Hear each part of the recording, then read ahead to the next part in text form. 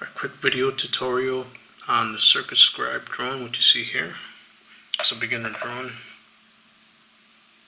Take a look at it there.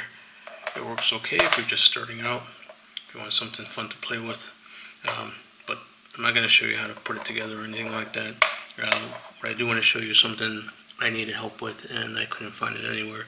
So when you take pictures and video with this drone, how do you get the pictures and video onto your computer, or where do you find them on your phone? So here it is.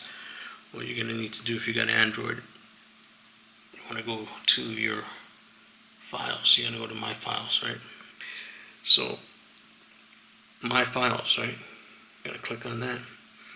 You're going to go into internal storage. Here's the thing, you can't really tell where it is, right? Well, after doing it several times and trying to find it, see these AT96, if you go there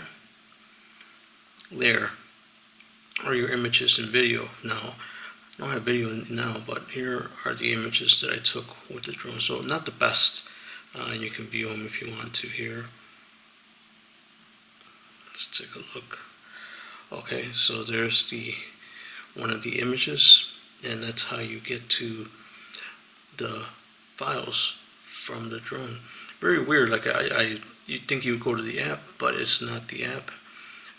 It's actually in your files, 1896, and that's where you find it. And then if you want to put it on the PC, connect the phone to your PC, find the same 1896, and then transfer your files that way.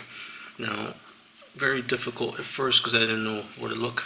So if you found this video helpful, let me know in the comments below. If you ever used this particular drone, let me know. I'll try to make a tutorial on it and put some of the pictures and video after this tutorial. Alright, I'll see you in the next one.